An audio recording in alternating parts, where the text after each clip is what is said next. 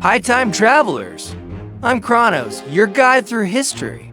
Today, we're journeying back to a moment of pure chaos, a city engulfed in flames, and a mystery that has baffled historians for centuries. Our destination? The year 64 AD, to a Rome shrouded in fire, smoke, and secrets. Prepare yourselves for the great fire that almost erased one of the greatest cities the world has ever known. Before the flames, Rome was a breathtaking spectacle, a sprawling metropolis, home to over 1 million people.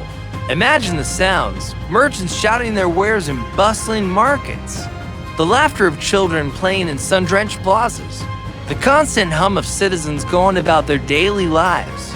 Palaces gleamed, temples stood in reverence to the gods and Nero. Winding streets connected it all in a chaotic, beautiful maze. But this beauty held a dangerous secret. Many of Rome's buildings, especially in the poorer districts, were multi-story wooden structures with flammable thatch roofs packed tightly together.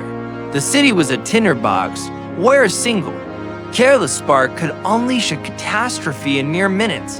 At the center of this vibrant, vulnerable world was Nero, the young emperor, a figure of immense controversy. To some, he was a visionary, an artist with grand plans for his city. To others, he was reckless, self-absorbed, and dangerously unpredictable.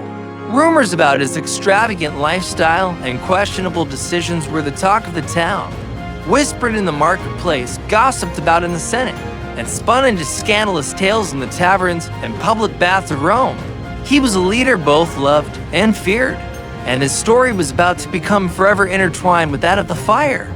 Then, on the fateful night of July 18th, everything changed. A fire ignited. Its origin point was in the densely packed shops and warehouses near the Circus Maximus, the city's massive chariot racing stadium. The exact cause remains one of history's greatest unsolved mysteries. Was it a simple accident, a cooking fire left unattended? Or was it something more sinister, a deliberate act of arson? We may never know for sure. What we do know is that within hours, fueled by a strong wind and endless supply of dry timber, the small fire exploded into an unstoppable inferno. The flames spread with terrifying speed, devouring everything in their path. Homes, shops, temples, and entire neighborhoods were consumed. The night sky, once dotted with stars, glowed in apocalyptic orange. Imagine the sheer terror. Citizens waking to the roar of the fire and the screams of their neighbors. Thick, black smoke choked the air, making it impossible to breathe, and hot ash rained down like a grim, dark snow. Panic erupted. Families were separated in the chaos, desperately searching for their loved ones. Children clung to their parents, their faces streaked with soot and tears, while terrified animals bolted through the streets. Every alley, every street became a scene of frantic escape. But amidst the horror, the human spirit flickered. While some despaired, others fought back. Ordinary citizens formed human chains, passing buckets of water from the fountains in a valiant but often futile attempt to quench the blaze. Other, less noble souls took advantage of the disorder, looting abandoned homes and shops. Courage and fear, chaos and order, walked side by side on that terrible night. Survival depended on quick thinking, teamwork, and a healthy dose of pure luck. And all the while, the rumors about Emperor Nero swirled through the smoke-filled streets, growing with every passing hour. The most infamous rumor, the one that has defined his legacy, was that Nero himself started the fire. Why? Some claimed he wanted to clear land to build his magnificent new palace, the Domus Aurea, or Golden House. They whispered that he had a grand vision for a new Rome, a Neuropolis, and saw the fire as a convenient, if brutal, way to achieve it. The most enduring and dramatic version of the story claims he stood on a palace balcony, callously playing his lyre and singing about the fall of Troy while his city burned below him. But is it true? Most modern historians think not.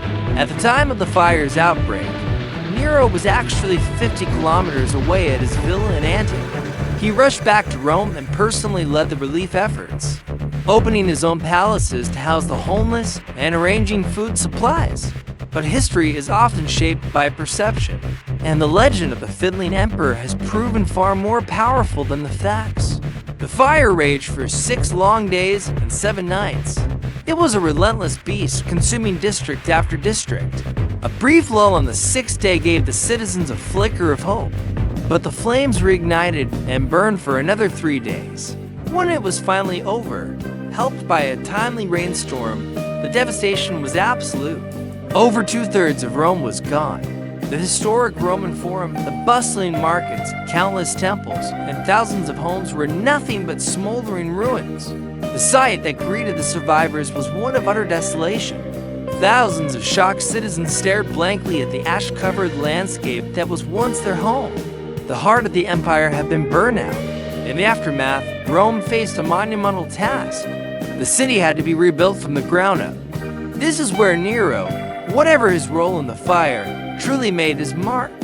He implemented a revolutionary urban renewal plan. New building codes were established, mandating the use of stone and brick instead of wood. Streets were widened to act as fire breaks, grand public plazas were created, and a more reliable water supply system with additional fountains was designed to combat future fires. Slowly, painstakingly, a new Rome began to rise from the ashes stronger, safer, and more magnificent than before. But the physical rebuilding was only half the battle. The social fabric of Rome was torn apart. Countless families had lost their homes, their businesses, and their life savings. Tensions ran high. The people needed someone to blame, and the rumors about Nero persisted, needing a scapegoat to deflect the anger and suspicion away from himself. Nero pointed the finger at a small, misunderstood religious sect, the Christians. He accused them of starting the fire, and a brutal persecution began. This tragic event marked one of the first major clashes between the Roman state and the growing Christian faith.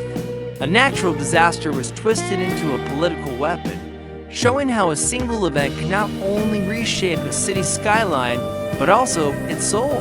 The Great Fire of Rome wasn't just about destroyed buildings, it was a turning point. It forced the emperor and the citizens to confront their own vulnerability.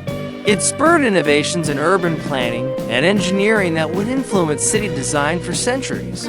It revealed the fragility of society and the dark side of politics. Imagine being there, Nero, the young, controversial leader, trying to manage an unprecedented crisis while whispers of his guilt spread like the fire itself. Imagine the ordinary citizens, the volunteers, the guards, all making life or death decisions in a city consumed by flames. And amidst the ruins, incredible stories of heroism emerged. History isn't just written by emperors and generals. Sometimes it's forged in fire and decided by the courage of everyday people. Rome survived. It rebuilt. And the legends surrounding that fateful week in 64 AD continue to fascinate and captivate us to this day. For us time travelers, the Great Fire of Rome is a powerful reminder.